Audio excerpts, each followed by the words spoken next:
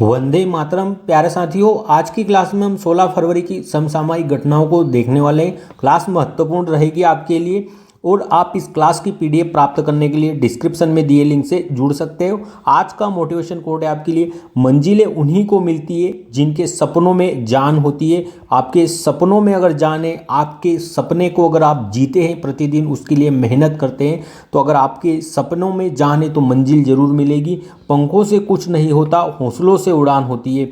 अगर आपके हौसले भी बुलंद होने चाहिए अपने लक्ष्य के प्रति कि हाँ, मैं इस टारगेट को, इस लक्ष्य को जो निश्चित प्राप्त कर लूँगा, या आपको पूर्ण विश्वास होना चाहिए अपने ऊपर, तभी आप लक्ष्य को एक दिन जरूर प्राप्त कर लेंगे। और इसके लिए आपको सतत मेहनत, सतत प्रयास करते रहना है।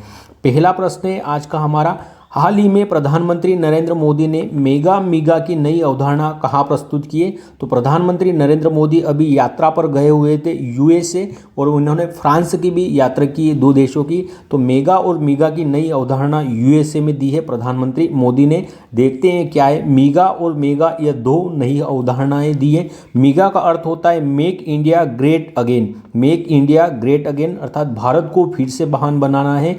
और यूएसए का, इसका मीगा का फुल फॉर्म है मेगा का make USA great again, USA को फिर से महान बनाना है। ये मीगा और मेगा की अवधारणा है। यह हमारे इंडिया के प्रधानमंत्री नरेंद्र मोदी जी और जो यूएसए के राष्ट्रपति है डोनाल्ड ट्रंप, इनके द्वारा जो मीगा और मेगा की अवधारणा को दिया गया है। 47वें राष्ट्रपति बने अभी डोनाल्ड ट्रंप अमेरिका के। 20 जनवरी को इन्होंने शपथ ग्रहण की थी और रिपब्लिकन पार्टी से आते हैं डोनाल्ड ट्रंप। यहाँ पर प्रधानमंत्री नरेंद्र मोदी जी की और किन किन व्यक्तित्व से मुलाकात होती है यूएसए में? तो तुलसी गवार्ड है, इनकी से मुलाकात होती है। तो यूएसए की इंटेलिजेंस की प्रमुख है तुलसी गवार्ड, इनसे मुलाकात होती है प्रधानमंत्री की। एलोन मस्क से भी मुलाकात करते हैं प्रधानमंत्री मोदी जी। और प्रधानमंत्री मोदी जी ने यहाँ पर कहा है कि जो यूएसए और भारत के मध्य द्विपक्षीय व्यापार है, यूएसए और भारत के मध्य जो द्विपक्षीय व्यापार है, यह $500 मिलियन तक ले जाना है 2030 तक। निसार के बारे में सहमति बनी है कि जो नासा और ISRO synthetic aperture radar mission भेजने वाले हैं, इस पर सहमति बनी है और इस पर आगे कार्य प्रारंभ होगा। क्वाड 2024 की अध्यक्षता किसने की थी? तो यह यूएसए के विल्मिंगटन में आयोजित हुई थी क्वाड 2024 की बैठक। और क्वाड 2025 कहाँ पर होना है? तो क्वाड 2025 भारत में होगा। तो इसके लिए यूएसए के राष्ट्रपति डोनाल्ड ट्रंप को और मोदी जी द्वारा जो है इनको कहा गया है, आमंत्रण दिया गया है कि आप क्वाड 2025 में शामिल होने आइएगा। F-35 जो विमान है लड़ाकू, इन विमानों को यूएसए इंडिया को प्रदान करने वाला है। यह भी एग्रीमेंट हुआ है। 1-2-3 एग्रीमेंट जो हुआ था, इसके तहत जो 1-2-3 एग्रीमेंट है, यह वापस पुनः एक्टिव हो जाएगा। और 1-2-3 एग्रीमेंट किससे संबंधित है? असैन्य परमाणु समझौते से संबंधित है। अभी हाल ही में जो यूएसए की संस्था है, उन्होंने भारत के ऊपर जो परमाणु हथियार या परमाणु पर जो रोक लगा रखी थी या जो प्रतिबंध लगा रखा था, उन्हें भी हटा लिया था। तो 1-2-3 एग्रीमेंट यह 2008 में होता है। प्रधानमंत्री मनमोहन सिंह थे, इनके समय यह 1-2-3 एग्रीमेंट होता है और असैन्य परमाणु समझौते से संबंधित है। अभी यहाँ के उपराष्ट्रपति कौन बने यूएसए के? तो जेडी वेंस उपराष्ट्रपति बने हैं। कहाँ के? अमेरिका के। और अमेरिका में राष्ट्रपति का कार्यकाल कितना होता है? तो यहाँ पर राष्ट्रपति का कार्यकाल 4 वर्ष का होता है। और अधिकतम कितनी बार निर्वाचित हो सकते हैं? तो अधिकतम 2 बार निर्वाचित हो सकते हैं यूएसए के राष्ट्रपति के पद पर। और भारत में राष्ट्रपति का कार्यकाल 5 वर्ष का होता है। और कितनी बार निर्वाचित हो सकते हैं? तो आप इसमें कोई भी जो है रोक नहीं है, आप कितनी बार भी राष्ट्रपति के पद के लिए उम्मीदवार हो सकते हैं इंडिया में। नेक्स्ट प्रश्न है, हाल ही में प्रधानमंत्री मोदी ने किस देश में आयोजित संवाद वैश्विक हिंदू बौद्ध पहल कार्यक्रम को संबोधित किया है? तो थाईलैंड में संवाद का आयोजन हुआ था। इसे ऑनलाइन माध्यम से प्रधानमंत्री नरेंद्र मोदी जी द्वारा संबोधित किया गया है। संवाद वैश्विक हिंदू बौद्ध पहल है। यह संवाद यह वैश्विक हिंदू बौद्ध पहल है। इस बार इसका आयोजन बैंकॉक थाईलैंड में हुआ है। 14 फरवरी को प्रधानमंत्री मोदी जी द्वारा ऑनलाइन माध्यम से इसमें शामिल होकर इसे संबोधित किया गया था संवाद को, और यह इसका चौथा क्रम था। इसे प्रारंभ कौन करता है जो संवाद कार्यक्रम में, तो जहां पर हिंदू और बौद्ध धर्म रहते हैं संयुक्त रूप से सम्मिलित रहकर, वहां पर इसका आयोजन होता है संवाद का। तो भारत और जापान ने 2015 में प्रारंभ किया था इस संवाद प्रोग्राम को, जहां पर बौद्ध और हिंदू रहते हैं। और यहाँ इसे प्रारंभ करने वाले यहाँ के प्रधानमंत्री कौन थे उस समय जापान के, तो शिंजो आबे उस समय प्रधानमंत्री थे। और अगर बात करें तो जापान में सर्वाधिक लंबा कार्यकाल भी प्रधानमंत्री के रूप में किसका रहा है, शिंजो आबे का रहा है। और शिंजो आबे जो यहाँ के जापान के प्रधानमंत्री थे, इन्हीं के द्वारा क्वाड की संकल्पना भी दी गई थी, जिसमें इंडिया, यूएसए, ऑस्ट्रेलिया और जापान को एक जो संगठन बनाने की अनुशंसा की थी, जो हिंद महासागर में जो चीन की ताकत है उसे बैलेंस कर सके। इसके लिए अगर बात करें भारत की ओर से कौन लीड कर रहा था इस संवाद कार्यक्रम को, तो विवेकानंद इंटरनेशनल फाउंडेशन इसे भारत की ओर से लीड कर रहा था। थाईलैंड की अगर बात करें तो इसकी मुद्रा क्या है, तो बाहट यहाँ की मुद्रा है। थाईलैंड की मुद्रा बाहट है। शिनावात्रा यहाँ की वर्तमान में प्रधानमंत्री है। जो सफ़ेद हाथियों की भूमि किसे कहा जाता है, तो थाईलैंड को सफ़ेद हाथियों की भूमि कहा जाता है। विश्व में रबर उत्पादन में पहला स्थान किसका है, तो थाईलैंड का है। भारत और थाईलैंड के मध्य जो अयुत्या और मैत्री युद्धाभ्यास है, इनका आयोजन होता है। अयुत्या और मैत्री युद्धाभ्यास किसके मध्य होते हैं, तो यह भारत और थाईलैंड के मध्य आयोजित होते हैं। अगर आप देखोगे तो ये मध्य पूर्व एशिया के देश है, यह पूर्वी एशिया के देश है। अगर आप इनमें देखोगे थाईलैंड, म्यांमार और लाओस, इनकी लोकेशन आपको कुछ इस तरह दिखाई देगी, थाईलैंड, म्यांमार और लाओस की। और यहाँ पर एक ट्रेंगल बनता है, इसे कहा जाता है गोल्डन ट्रेंगल। और ये गोल्डन ट्रेंगल जो अफीम की खेती है इसके लिए प्रसिद्ध है। तो ये 3 देश बनाते हैं, Thailand, Myanmar, Laos, golden triangle, और यहाँ पर अफीम की खेती होती है गोल्डन ट्रेंगल में। ये इंपॉर्टेंट है, ध्यान में रखिएगा। नेक्स्ट प्रश्न है, हाल ही में जोथम नापत किस देश के नए प्रधानमंत्री चुने गए हैं, तो कौन बने जोथम नापत नए प्रधानमंत्री बने, वानुअतु के। वानुअतु यह प्रशांत महासागर में स्थित एक द्वीपीय देश है, यहाँ के प्रधानमंत्री बने हैं। अभी RAS में भी जो प्रधानमंत्री कौन किस देश के प्रधानमंत्री बने हाल ही में, ऐसे क्वेश्चन पूछे जा रहे हैं एग्जाम में। तो जोथम नापत आपको केवल ध्यान रखना है कि जो जोथम नापत है यह अभी हाल ही में वानुअतु देश के प्रधानमंत्री बने हैं और लीडर्स पार्टी से आते हैं। यह जो वानुअतु देश है यह प्रशांत महासागर में स्थित एक द्वीपीय देश है। अगर आप देखेंगे ऑस्ट्रेलिया, तो ऑस्ट्रेलिया से लगभग 1000 किलोमीटर और फिजी से 500 किलोमीटर दूरी पर एक देश है वानुअतु प्रशांत महासागर में। तो वानुअतु के जो जोथम नापत है यहाँ के प्रधानमंत्री बने हैं। वानुअतु की राजधानी क्या है, तो पोर्ट विला इसकी राजधानी है। फिजी की राजधानी सुवा है और ऑस्ट्रेलिया की राजधानी कैनबरा है। वानुअतु का अर्थ क्या होता है, तो हमेशा के लिए हमारी भूमि इसका अर्थ होता है। अभी हाल ही में ग्रीस में भी नए राष्ट्रपति बने, तो ग्रीस के नए राष्ट्रपति कौन बने, तो टेसोलेस यह ग्रीस के अभी नए राष्ट्रपति बने हैं। बेल्जियम की अगर बात करें तो बेल्जियम की राजधानी ब्रुसेल्स है और ब्रुसेल्स में ही नाटो और यूरोपीय यूनियन का हेडक्वार्टर है। नाटो की स्थापना 1949 में होती है। मार्क रूटो वर्तमान में इसके हेड है और इसका नवीनतम 32वां सदस्य देश कौन बना है, स्वीडन नवीनतम 32वां सदस्य बना है। यूरोपीय यूनियन इसकी उर्सुला वॉन वर्तमान में हेड है। यूरोपीय यूनियन की कौन है, उर्सुला वॉन इसकी हेड है यूरोपीय यूनियन की। बेलारूस इसकी राजधानी मिन्स्क है और एससीओ का 10वां सदस्य कौन बना है नवीनतम अभी, तो मिन्स्क जो बेलारूस है यह बना है।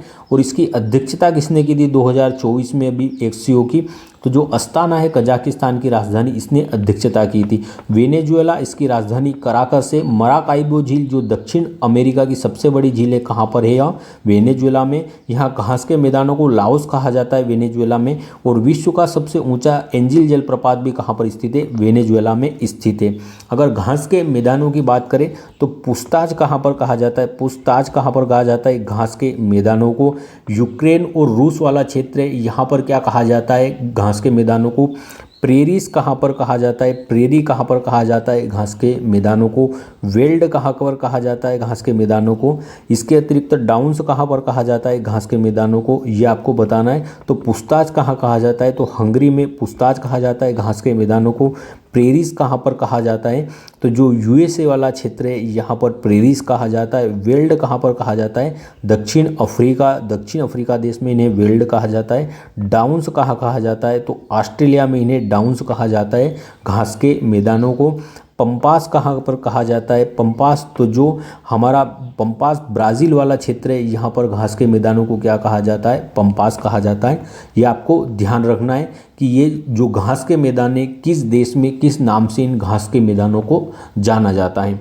नेक्स्ट प्रश्न है, हाल ही में स्वीडिश रक्षा कंपनी साब जो स्वीडिश रक्षा कंपनी साब है, साब ने electronic warfare laser warning system 310 के लिए किसके साथ समझौता किया है। तो अभी स्वीडिश कंपनी जो साब है इसने अभी कुछ समय पहले भी एक समझौता किया था, अर्थात ये एफडीआई 100% रक्षा के क्षेत्र में एफडीआई निवेश करने वाली पहली विदेशी कंपनी बनी थी। और अभी इसने जो electronic warfare laser warning system 310 है इसके निर्माण के लिए भी हिंदुस्तान एरोनॉटिक्स के साथ समझौता किया है। साब कंपनी यह स्वीडन की कंपनी है और डिफेंस सेक्टर में 100% एफडीआई फॉरेन डायरेक्ट इन्वेस्टमेंट करने की अनुमति प्राप्त करने वाली फर्स्ट विदेशी कंपनी कौन बन गई है, साब बन गई है। अभी हाल ही में इसने जो हिंदुस्तान एरोनॉटिक्स लिमिटेड है इसके साथ भी समझौता किया है और हिंदुस्तान एरोनॉटिक्स लिमिटेड के साथ यह जो कार्य करने वाली है और यह इलेक्ट्रॉनिक वॉरफेयर LWS 310 अर्थात लेज़र वार्निंग सिस्टम तैयार करेगी। Electronic warfare laser warning system 310 तैयार करने वाली है हिंदुस्तान एरोनॉटिक लिमिटेड के साथ। और यह क्या कार्य करेगा, तो जो लड़ाकू विमान होते हैं, अगर लेजर्स का कोई अटैक होता है हमारे लड़ाकू विमान पर, तो लड़ाकू विमान में चेतावनी जारी करने का कार्य करेगा। अर्थात अगर कोई लेजर अटैक हो रहा है लड़ाकू विमान पर, तो यह लड़ाकू विमान को अलर्ट करेगा कि जो लेजर के द्वारा लेजर हथियार से इस पर आक्रमण किया गया है वो अपने जो लड़ाकू विमान है इसे बचाए। तो लेजर अटैक से जो लड़ाकू विमान है उसमें चेतावनी जारी करने का कार्य करेगा electronic warfare laser warning system. और स्वीडन की कंपनी जो है साब, यह भारत में हिंदुस्तान एरोनॉटिक्स लिमिटेड के साथ होकर विकसित करने वाली है।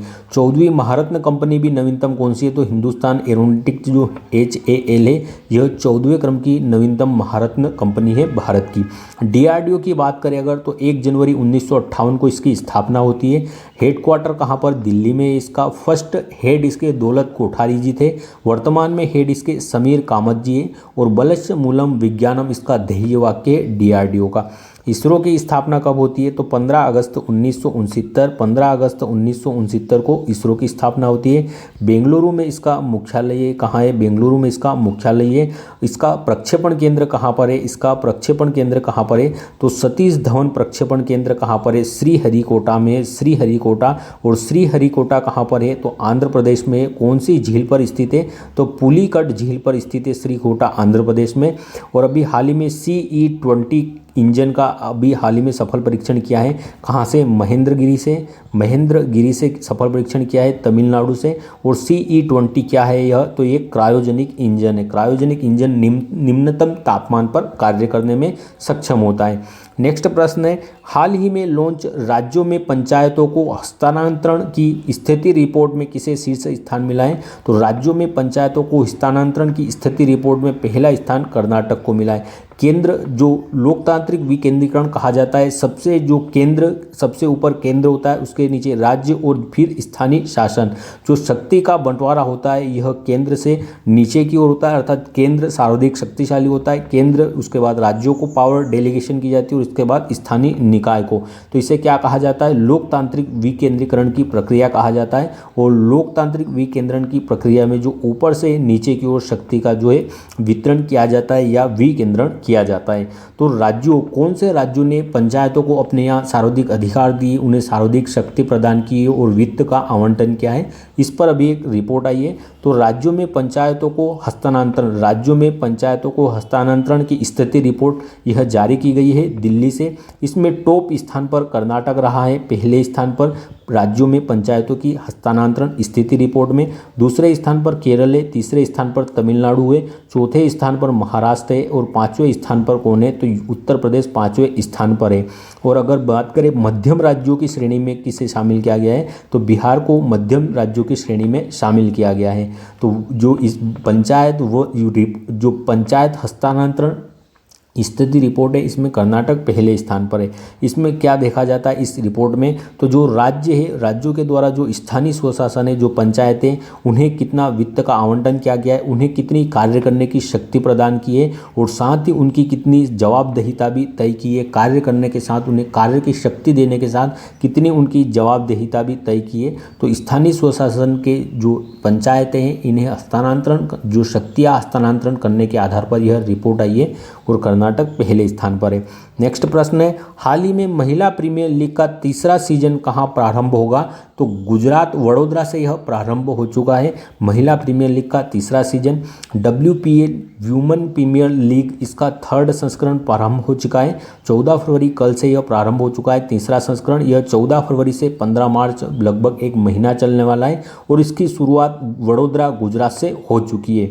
फर्स्ट मैच किसके मध्य हुआ है यहाँ पर, तो जो रॉयल चैलेंजर्स बेंगलोर पहले की विजेता, जो दूसरा क्रम था, दूसरे संस्करण की विजेता रॉयल चैलेंजर्स बेंगलोर और जो वर्सेस गुजरात के मध्य पहला मैच आयोजित होता है। कुल कितनी टीमें इसमें भाग लेने वाली है, तो 5 टीमें इसमें भाग लेगी। और कहाँ पर मैचों का आयोजन होने वाला है, तो जो वडोदरा, लखनऊ, मुंबई और बेंगलुरु, वडोदरा, लखनऊ, मुंबई और बेंगलुरु शहर है, यहाँ पर इनका आयोजन होगा। और मुंबई में फाइनल मैच खेला जाएगा। फाइनल मैच कहाँ पर होगा, तो यह मुंबई में होगा। और जो ब्रेबोर्न स्टेडियम है, यहाँ पर ब्रेबोर्न स्टेडियम मुंबई में फाइनल मैच को खेला जाएगा। सबसे महंगी खिलाड़ी कौन गई थी इस बार तीसरे संस्करण के लिए, तो जो सिमरन शेख है, ये सबसे महंगी खिलाड़ी गई थी और गुजरात के द्वारा 1.9 करोड़ में इन्हें खरीदा गया था। फर्स्ट जो आयोजन हुआ था महिला प्रीमियर लीग का, उसका विजेता कौन था, मुंबई थी। और सेकंड कौन थी, तो RBC सेकंड संस्करण की विजेता थी, स्मृति मंधाना इसकी कप्तान थी। ग्रीन पार्क स्टेडियम कहाँ पर है, तो कानपुर में ग्रीन पार्क स्टेडियम। धर्मशाला स्टेडियम कहाँ पर है, हिमाचल प्रदेश में धर्मशाला स्टेडियम।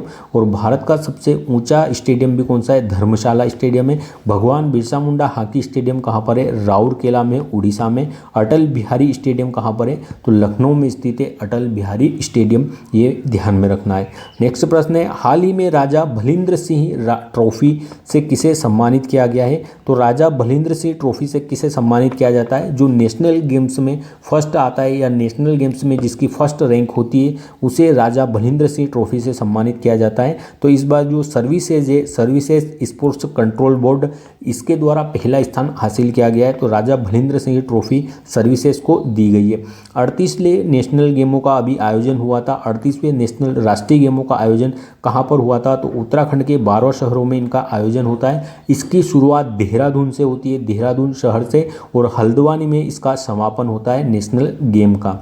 यहाँ से आपके एग्जाम में ज़रूर प्रश्न आएगा 38वें नेशनल गेमों से, या फिर आगामी कहाँ पर होंगे गेमों का आयोजन, या पिछले जो नेशनल गेम्स थे इनका आयोजन कहाँ हुआ था। तो इससे संबंधित आपको शुभंकर, जो यहाँ पर मशाल थी, इससे संबंधित प्रश्न देखने को मिलेंगे। तो शुभंकर क्या था यहाँ पर, तो मौली शुभंकर था। मशाल कौन था, तो जो तेजस्विनी मशाल थी। और मशाल वाहक कौन रहे थे, तो जो बैडमिंटन के खिलाड़ी लक्ष्य सेन मशाल वाहक थे। कुल यहाँ पर 35 खेलों को शामिल किया गया था। जो 39वें क्रम के गेम है नेक्स्ट, ये कहाँ पर, मेघालय में आयोजित होंगे। और पिछले 37वें क्रम के खेलों का आयोजन कहाँ पर, गोवा में हुआ था। और जो मोगा इसका शुभंकर था। और पहले स्थान पर यहाँ पर कौन रहा था, तो महाराष्ट्र पहले स्थान पर रहा था 37वें खेलों में। और इस बार कौन रहा है, सर्विसेज रही है। फर्स्ट खेलों का आयोजन कहाँ पर हुआ था, राष्ट्रीय खेलों का, तो लाहौर में हुआ था। जो भी टॉप आता है, जो भी पहले स्थान पर रहता है नेशनल गेम में, उन्हें राजा भालिंद्र ट्रॉफी प्रदान की जाती है। और इस बार सर्विसेज स्पोर्ट्स कंट्रोल बोर्ड को प्रदान की गई है राजा भालिंद्र सिंह ट्रॉफी। और जो अभी 1-2 दिन पहले भी आपको नेशनल गेम्स की ट्रॉफियाँ या कुल कितने पदक थे बताए गए थे, लेकिन उस समय जो मैच और बचे थे, तो फाइनली अब यह समाप्त हो चुके हैं नेशनल गेम्स। तो इनमें आप ट्रॉफियाँ और जो फर्स्ट रैंक के और रैंक भी चेंज हुई है, तो इनको आप फाइनली रूप से ध्यान में रखना है आपको कि पहले स्थान पर कौन रहा है, सर्विसेज स्पोर्ट्स कंट्रोल बोर्ड रही है। और इसमें जो हमारी इंडियन आर्मी है, जो नेवी है, जो एयरफोर्स है और जो हमारी कोस्ट गार्ड है, वह शामिल है सर्विसेज में। तो जो फाइनल है, फाइनल में कुल 121 मेडल प्राप्त होते हैं सर्विसेज को, जिसमें से 68 गोल्ड थे, 26 सिल्वर और 27 ब्रोंज मेडल थे। तो इसके साथ 121 मेडल प्राप्त करते हैं और पहले स्थान पर रहती है सर्विसेज। अब हम कुछ राज्य हैं उनके भी रैंकिंग देख लेते हैं। सेकेंड स्थान पर कौन से हैं, तो महाराष्ट्र सेकेंड स्थान पर है और ये फाइनल रैंकिंग या फाइनल हो चुका है, अर्थात ये गेम एंड हो चुके हैं। तो ये जिन भी राज्यों की रैंकिंग रही है वो फाइनल रैंकिंग है, तो ये आपको ध्यान रखना है। पहले स्थान पर सर्विसेज रही है कुल 121 मेडल के साथ। दूसरे स्थान पर महाराष्ट्र है, दूसरे स्थान पर महाराष्ट्र है, सेकेंड स्थान पर महाराष्ट्र है, इसने कुल 54 गोल्ड जीते हैं और कुल 201 पदक जीते हैं। तीसरे स्थान पर हरियाणा है, 48 गोल्ड के साथ कुल 153 पदक जीते हैं। चौथे स्थान पर मध्य प्रदेश है जो 34 गोल्ड के साथ कुल 82 पदक जीते हैं। सातवें स्थान पर उत्तराखंड है जिसमें 24 गोल्ड के साथ 103 कुल पदक जीते गए हैं। नौवें स्थान पर पंजाब है तो 15 गोल्ड के साथ कुल 66 पदक यहाँ पर प्राप्त किए हैं। 13वां स्थान किसका है, तो उत्तर प्रदेश, 13वीं रैंक है उत्तर प्रदेश की, 13 गोल्ड के साथ कुल 56 पदक प्राप्त किए हैं उत्तर प्रदेश ने। 15वां स्थान राजस्थान का है, इसमें 9 गोल्ड के साथ कुल 43 पदक प्राप्त किए हैं राजस्थान ने। 70वां रैंक है यह झारखंड की रही है, तो 7 गोल्ड के साथ 25 कुल पदक प्राप्त किए हैं झारखंड ने। 22वें स्थान पर हिमाचल प्रदेश रहा है, तो 4 गोल्ड के साथ कुल 15 पदक प्राप्त किए हिमाचल प्रदेश ने। और बिहार कौन सी रैंक रही है, तो 29वें स्थान पर बिहार रहा है। यहाँ पर 1 गोल्ड, 6 सिल्वर और 5 ब्रोंज मेडल के साथ कुल 12 पदक जीते बिहार के द्वारा। और 29वें स्थान पर रहा है बिहार और 13वें स्थान पर रहा है उत्तर प्रदेश और मध्य प्रदेश रहा है चौथे स्थान पर। सेकेंड स्थान पर महाराष्ट्र रहा है, यह भी आपको ध्यान में रखना है। आप जिस भी राज्य से वहाँ की रैंकिंग आपको ध्यान में रखनी है। हाल ही में चर्चा में रही वरुण सागर झील कहाँ स्थित है, तो राजस्थान में स्थित है वरुण सागर झील और इसका नाम चेंज कर दिया गया है। अभी राजस्थान के अजमेर में स्थित थी फाय सागर झील। फाय सागर झील का नाम परिवर्तित करके वरुण सागर कर दिया गया है। तो अजमेर में फाय सागर झील का नाम जो है अभी चेंज करके वरुण सागर कर दिया गया है। और ये अजमेर में किस समय निर्मित हुई थी, तो यहाँ पर अकाल पड़ता है अजमेर में 1892 में इसका निर्माण होता है अजमेर में अकाल के समय राहत के लिए। और इसका नाम अब वरुण सागर कर दिया गया है। और वरुण क्यों रखा है, तो जो पानी के देवता होते हैं कौन होते हैं, वरुण देवता होते हैं। तो यह अकाल के समय निर्मित की गई थी फाय सागर झील, फाय के द्वारा निर्मित की गई थी, इसके लिए इसका नाम फाय सागर था। तो ब्रिटिश मानसिकता है उससे मुक्त होने के लिए अब इसका नाम वरुण सागर कर दिया गया है। और यहाँ पर ही एक एडवर्ड मेमोरियल भी स्थित था इसके पास में, तो एडवर्ड मेमोरियल का भी नाम परिवर्तित करके महर्षि दयानंद सरस्वती विश्रांति गृह रख दिया गया है। और ब्रिटिश मानसिकता से जो है इस ब्रिटिश मानसिकता को छोड़ने के लिए यह नाम चेंज किए गए। अगर बात करें महर्षि दयानंद सरस्वती जी की, तो इनका मूल नाम क्या था, तो मूल शंकर इनका मूल नाम था। सत्यार्थ प्रकाश इनकी पुस्तक आती है। शुद्धि आंदोलन इनके द्वारा ही प्रारंभ किया गया था। वेदों की ओर लौटो का नारा भी दयानंद सरस्वती के द्वारा दिया गया था। और आर्य समाज के संस्थापक भी कौन थे, तो दयानंद सरस्वती आर्य समाज के संस्थापक थे। अभी कुछ हाल ही में नाम चेंज हुए उनके बारे में देख लेते। पोर्ट ब्लेयर का नया नाम क्या हो गया है, श्री विजयपुरम हो गया है। पोर्ट ब्लेयर अंडमान निकोबार की राजधानी है। अंडमान निकोबार की अगर सबसे ऊंची चोटी की बात करें तो कौन है, तो सबसे ऊंची चोटी सैंडल पीक है अंडमान निकोबार की। और सेल्युलर जेल भी कहाँ पर है, तो अंडमान निकोबार में है। यहाँ पर ही कौन कौन सी जनजातियाँ पाई जाती है, तो ओंग, जारवा, सेंटलीज जनजातियाँ भी कहाँ पर पाई जाती है, तो यह अंडमान निकोबार द्वीप समूह में पाई जाती है। यहाँ पर एकमात्र सक्रिय ज्वालामुखी कौन सा है, तो बेरन ज्वालामुखी भारत का एकमात्र सक्रिय ज्वालामुखी है। और जो प्रसुप्त ज्वालामुखी कौन सा है, तो जो नारकोंडम है यह भारत का एक प्रसुप्त ज्वालामुखी भी कहाँ पर स्थित है, अंडमान निकोबार में। राजपथ का नया नाम कर दिया गया है, तो कर्तव्य पथ कर दिया गया है राजपथ का नया नाम।